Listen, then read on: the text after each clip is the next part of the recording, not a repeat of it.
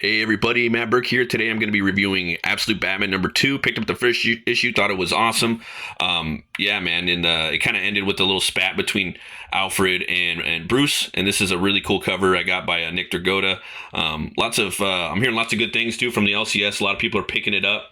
People are coming in the store to pick it up, not just to pick up the covers. So that's good news. I love it. I love hearing things like that. Hopefully the story continues to build and be good. There's going to be some spoilers, guys, so if you haven't read the first issue, go check it out. Probably, I don't know, come back to the review and check it out after you've read it. Right here we got Bruce having a flashback, or at least it's a flashback from when his father was murdered. This time it wasn't Crime Alley, it was Gotham Zoo, and Bruce was there under a field trip. I think it also had to do with him winning a competition. He won a competition for this like bridge that collapses, kind of like an origami concept, and he was just like a brilliant kid at a young age. But Joe Chill was there too, man, and all the kids ran into this bat exhibit while his dad had to go face to face with Joe Chill. The bullets right there are coming through, and he's looking back, and there's a bat, and looks like they burst through another window, and they go full speed at him. Again, he's engulfed in these bats. You got a double page spread right there, pretty awesome. Absolute Batman, The Zoo, Part 2 of 5. So, and these guys are supposedly locked in for 2 years, Snyder and Dragotta, so that's pretty cool. This toy is it's told from Alfred's perspective. Doing a little dad coffee right now, man. It's a early Thursday morning. Got that Tyson fight coming up tomorrow night. I really want to watch it. I don't know if I'm gonna be able to because I'm gonna be working, but back to this. Over the next 2 weeks, the party animals escalate their offensive on Gotham. So right here, they're in a Gotham aquarium. And in return, Batman escalates his offensive on them. I like this too. He's like whipping his hooks around. His cape is crazy in here, so if you guys haven't checked it out, I mean, everyone's been talking about it for like a couple months now, but I don't know if he's got a fucking grappling hook, man. That's the next thing I want to see. Where's the bat gun? I don't know if he uses that or not, so I don't know if he does or not. It's kind of like the in that movie The Batman, he has 2 grappling hooks, but he can't really glide for shit. He isn't everywhere, but he seems to know where the biggest attacks will be, and he meets them head on, like tonight at the aquarium. I like this right here. He goes just full like clothesline, both of them with the hooks. Really cool action. This page would look really awesome in black and white. Looks like they're just stabbing him right in the back, dude. So some parts of him are at least the cape is bulletproof, but the top part right here on the seam or something like that is vulnerable to him. I thought that would be armor, so that's a little questionable and whatnot. But he's got ninja stars going into him. This is the party animals gang, and they're in control of they're head by Sionis, which is the Black Mask. He looks a little different in here. Pretty cool take, something different. As for my part, I've tried to help him. Added surveillance protections, because the more he disrupts, the more Sionis steps up to battle. The more data I collect, which gets me that much closer to leaving Gotham. Ba-ding, ba-ding, ba-ding. Lately, Sionis has brought in more of them, his party animals, enough to take on a small militia. Fucking dead now, fucker! Fucking carve you! Something like that. I don't know exactly. I'm just trying to piece together. So there's a whole mob of them. When I was in Special Forces, my commanders always said, what makes a great leader is knowing when to advance forward and when to retreat and regroup. Campaigns are long. 1 AF, 1 RR. Every battle, I think. This is where he'll realize it's time to retreat and regroup. And yet, so they're coming, they're just about to, take him out. He uses these spikes that come out of his back to hit the tank. Yeah, that's pretty cool, man. All the water. You got to remember, it's like he's a big dumb kid, but he's not. He's brilliant, but still, no one's perfect. You could be an Elon Musk, but you could still be dumb in certain areas. You know what I mean? Everybody's got that flip to him. He's still got a lot to learn. Yeah. So But I like that about him. You know, the more he has to learn. You know, the more cool it is. So that's pretty cool. He goes up in there. He uses the wings to hook up right there. He plants everything, uses everything. I like that shot right there. Little bird's eye view from the coop. A fighter who knows his terrain takes advantage. Whoa, you got us wet. Can't stay up there forever. Just throws in this ball right here. Like when he employs a chemically concentrated version of vinegar to turn salt water into hydrochloric acid. Please, it burns. Ah, fuck, tons are gone.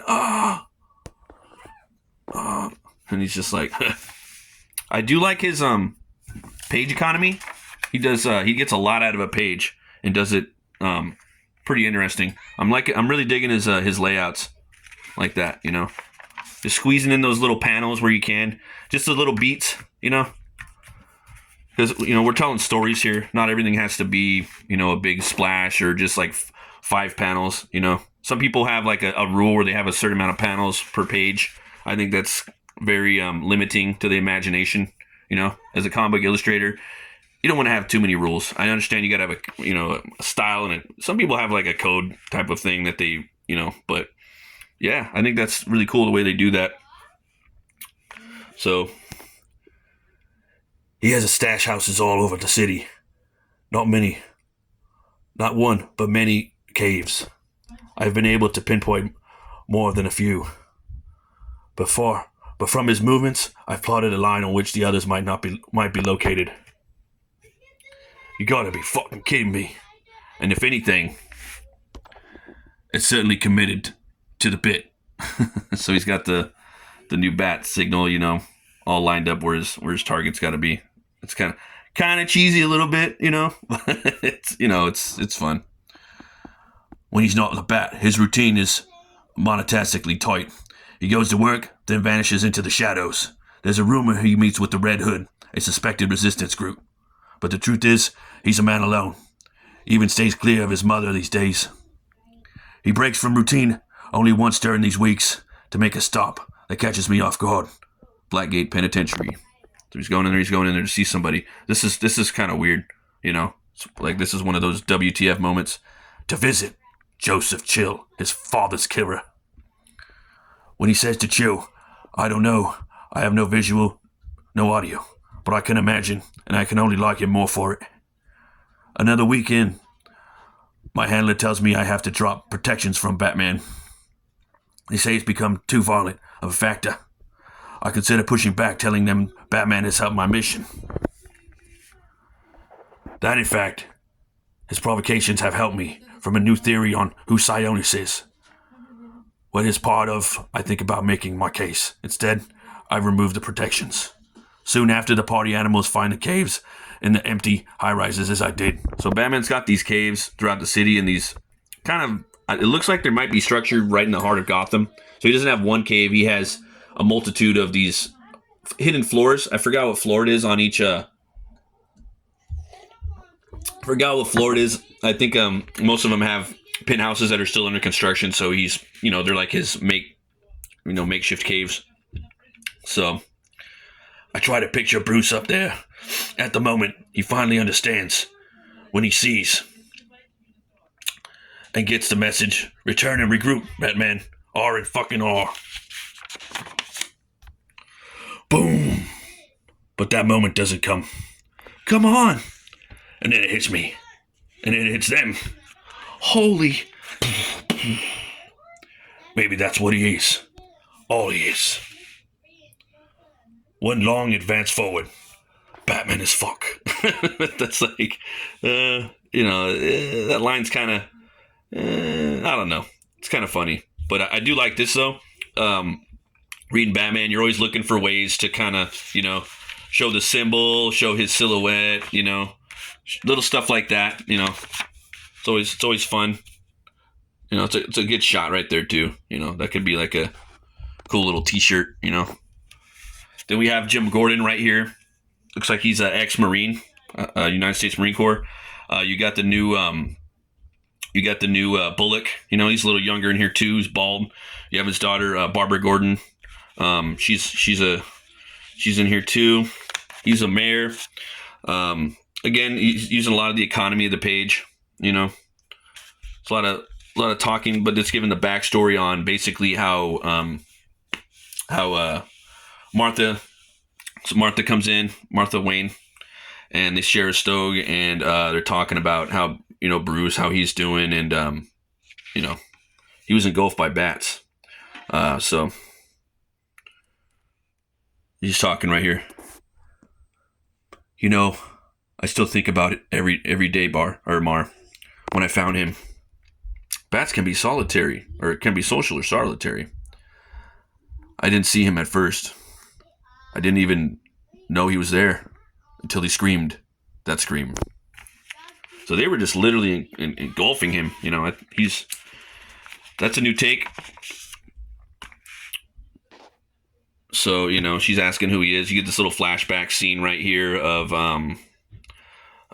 you know, him as a kid. He doesn't want to go outside. He won that science medal. You got you got part of his you know, his buddies want to come over and hang out with him. It's some of the rogues gallery, like Waylon Jones, and you got Oswald Cobblepot. Got the Riddler, or, you know, Edward Nygma, and then you got Harvey Dent. You know, so again, the rogues gallery in here, they're a big factor. So you're getting a little bit of that, getting a little bit of the backstory, you know, and it jumps to him right here. DC all in, not really feeling that. Then it sets up a cool little meeting right here. You get some little camaraderie moments, but also a little bit into the story about you know, their relationship and how it's starting to build this story. I don't want to spoil too much more of it right there, but yeah, man, they're all grown up right there. He gets some hints as to what might be under the helmet, or how the helmets work of the party animals right there. Gets a little help from Edward. And there's some there's a little bit of action in the back too, but I don't want to spoil all of it. Okay, I'll spoil most of these books, but I don't want to spoil everything. You guys got to go out there and pick it up. I want you guys to read some comics, you know, and keep this American medium alive, you know, and support these local comic stores if you got them in your area and they're cool, and they, you know, because they need all the support we could get. But yeah, guys, thanks for watching. Always remember to be bold, be brave, and roll the bones to know your role. I'll see you guys next time. This one gets 2 horns way up.